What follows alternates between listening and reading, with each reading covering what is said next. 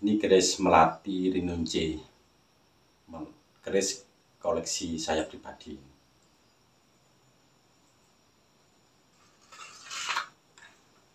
Baik, Assalamualaikum warahmatullahi wabarakatuh. Oke, kali ini saya akan menjawab beberapa pertanyaan dari para sahabat-sahabat sekalian. Mungkin saya tidak menjawab di komentar ataupun di WA secara detail karena butuh waktu penjelasan yang jelas. Namun saya jawab melalui video supaya lebih jelas, lebih terperinci. Ada beberapa pertanyaan, yaitu diantaranya bagaimana cara menarik pusaka bagi orang yang bukan agama Islam.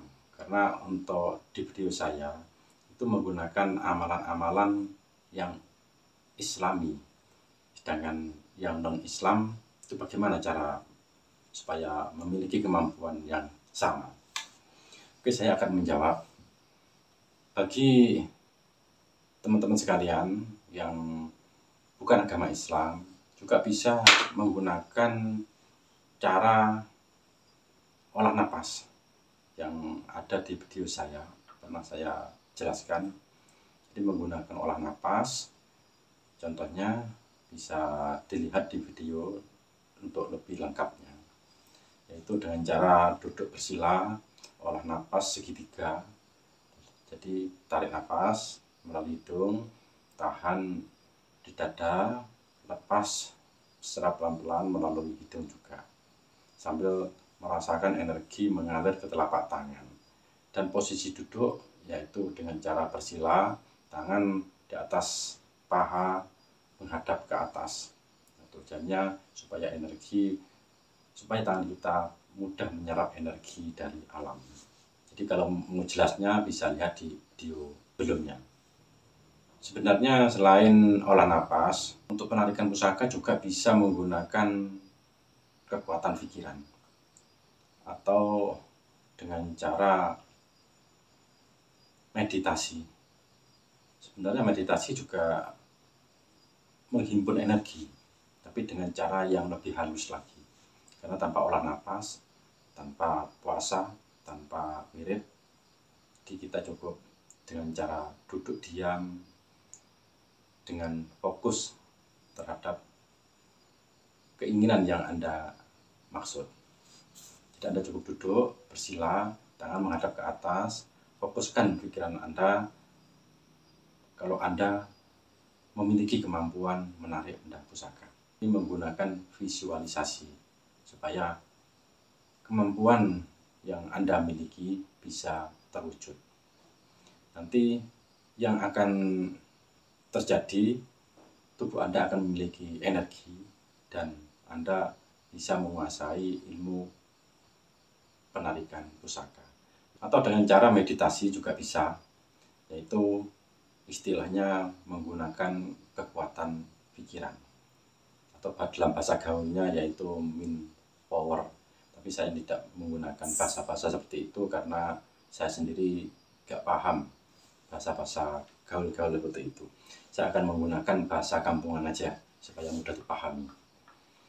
Tata caranya yaitu hampir sama dengan olah napas, cuman bedanya kalau meditasi tidak menggunakan pernapasan, cukup mengikuti merasakan gerakan atau merasakan keluar masuknya napas. Cukup fokus terhadap keluar masuknya napas sambil Anda merasakan bahwa Anda sudah bisa menarik benda pusaka, untuk mensugesti diri Anda supaya bisa menarik benda pusaka. Jadi Anda cukup membayangkan bahwa Anda sudah memiliki kemampuan untuk menarik benda pusaka. Dan fokus kita tetap pada napas, keluar masuknya napas. Tidak ada tahan napas atau mengatur napas. Biarkan napas Anda berjalan secara alami. Anda cukup merasakan keluar masuknya napas dan energi yang mengalir di dalam tubuh Anda. Jadi intinya kita memprogram diri kita sendiri untuk memiliki kemampuan menarik benda pusaka. Karena menurut saya yang ada di dalam tubuh kita itu semuanya tenaga dalam. Cuman untuk cara belajarnya mungkin beda-beda. Ada yang olah napas, ada yang meditasi, ada yang puasa, ada juga yang pengisian. Mungkin kalau untuk pengisian saya tidak menganjurkan, karena kita nggak tahu apa yang diisikan. Kalau untuk energi diisikan, mungkin lama-lama energi itu juga akan habis.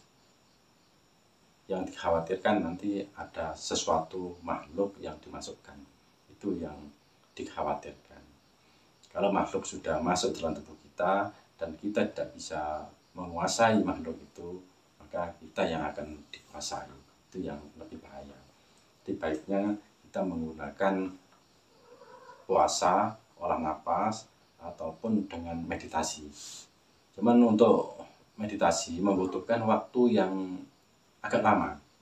Karena untuk meditasi sendiri itu kita mengakses energi dengan cara yang lebih halus. Jadi energi yang masuk itu lebih halus lagi. Jadi kita harus sabar, butuh waktu yang lama, bisa sampai 40 hari, bahkan bisa sampai 90 hari. Jadi kalau 90 hari Anda melakukan hal yang seperti ini, meditasi tanpa putus, insya Allah Anda sudah bisa.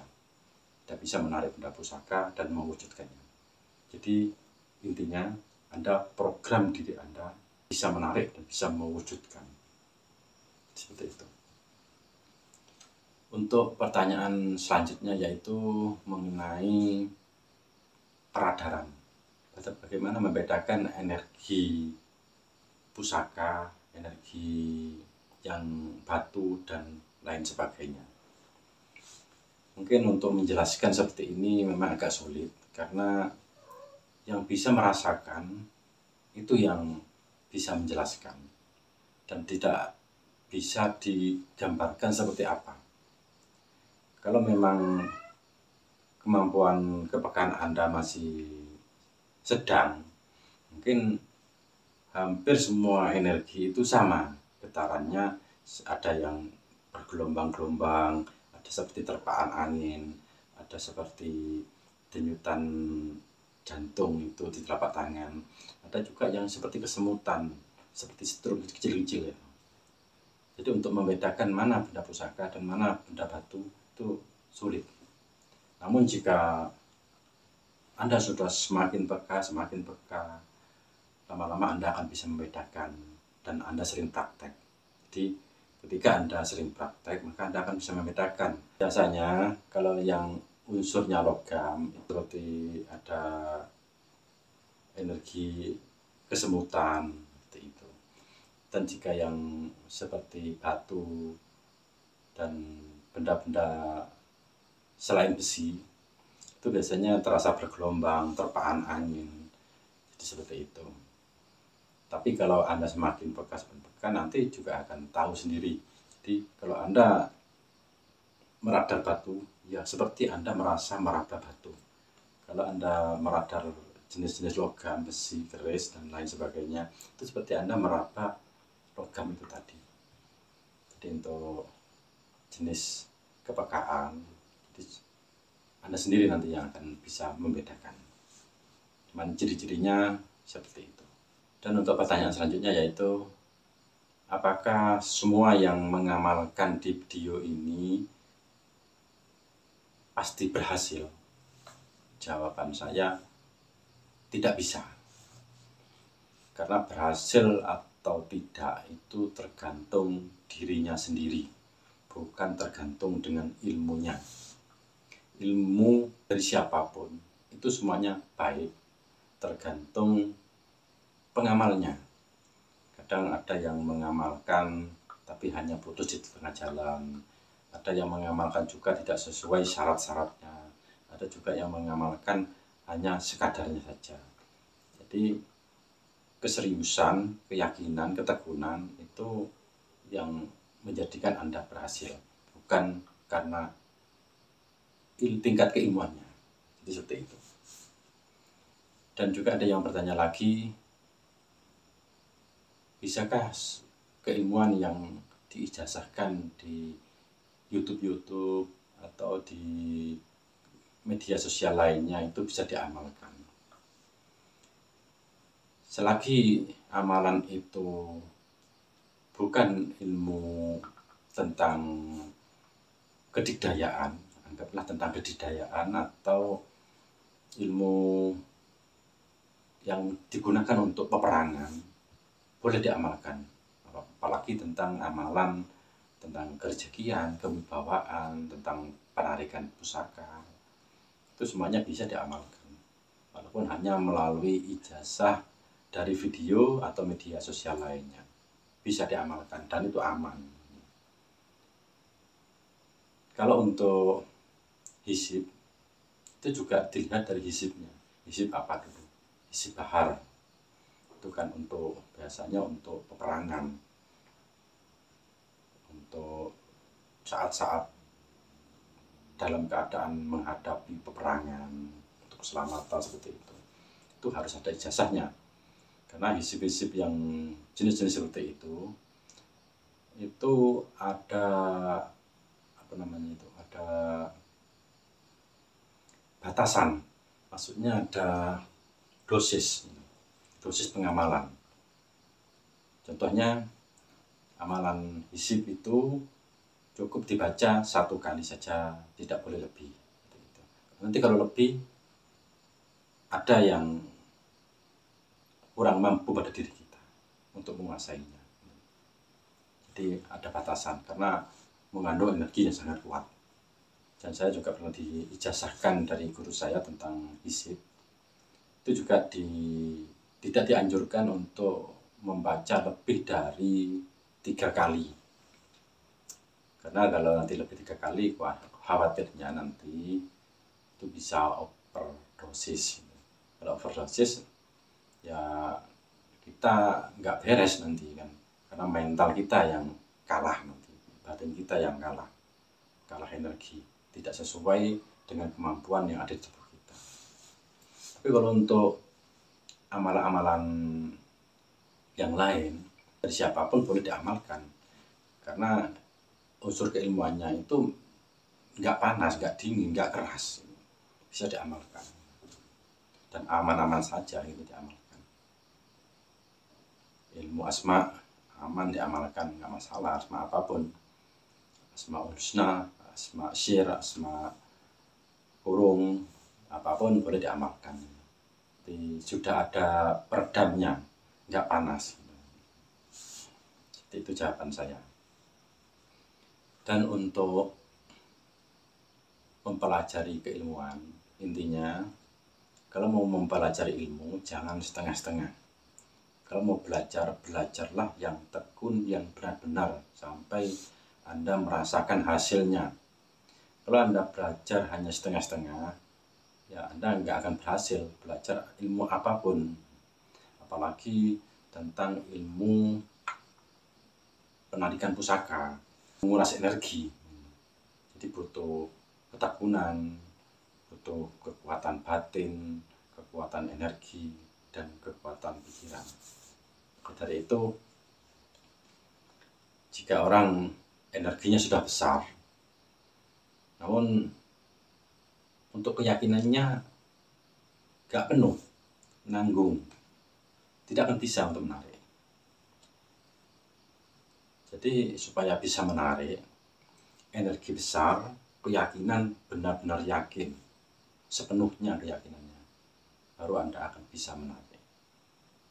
Karena untuk keyakinan itu akan mendukung energi kita keluar sepenuhnya, mengeluarkan energi sepenuhnya saat menarik benda pusaka. Tapi ketika Anda ada keraguan, energi itu akan terhalang oleh keraguan itu. Walaupun energi Anda besar, Anda tidak akan mampu menarik. Gambarannya seperti ini. Jika Anda mengobati seseorang, hanya memiliki doa ala kadarnya, tanpa Anda puasai, tanpa Anda riadoi, tapi Anda memiliki keyakinan penuh bahwa doa yang Anda baca ini bisa menetralisir segala macam penyakit, termasuk penyakit jin dan sejenisnya. Kalau Anda bacakan, insya Allah sembuh. Karena keyakinan Anda yang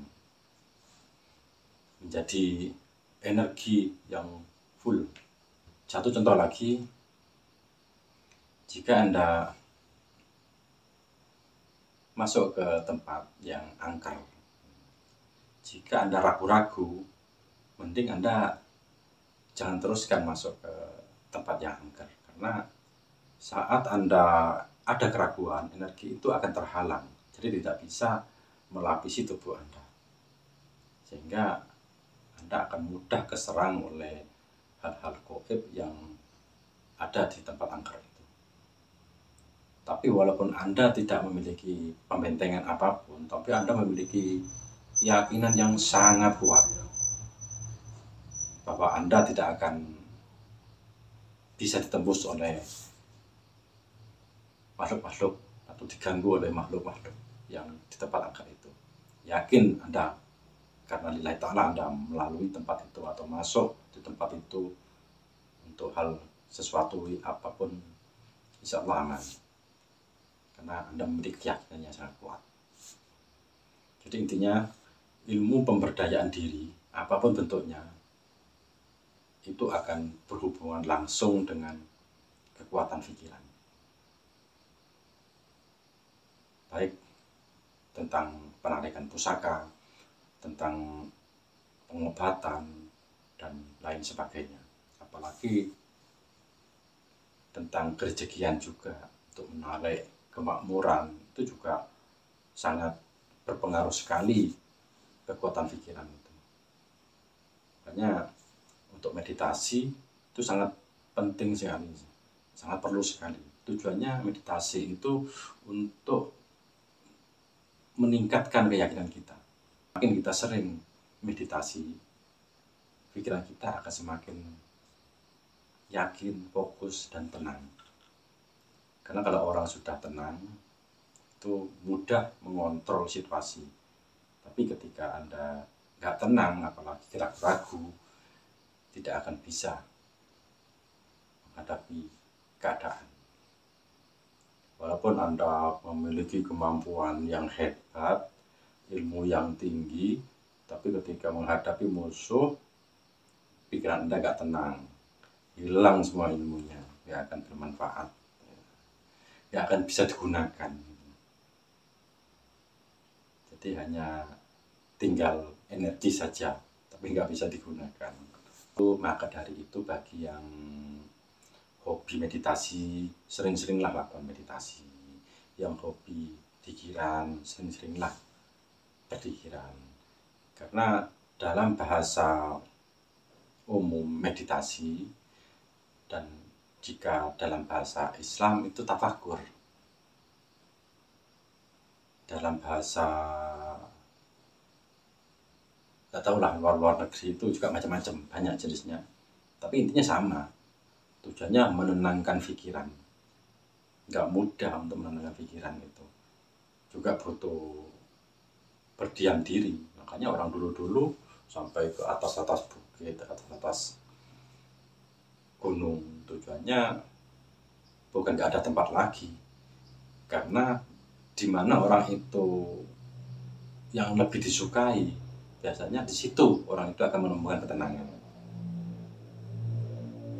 Jika Anda memang hobinya itu di hutan, di gunung-gunung, maka ketika Anda masuk ke hutan, ke gunung, Anda akan merasakan ketenangan.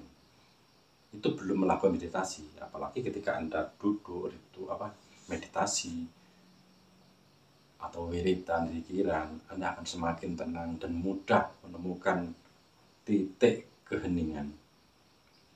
Karena titik keheningan itu yang sangat sulit ditemukan jika tidak benar-benar dilatih. Tapi kalau orang itu sukanya di laut, nanti ketika mendengar suara ombak, suara air di laut, angin yang menerpa di dalam ke tubuhnya, itu akan menjadikan lebih tenang, lebih tenang. Jadi seperti itu.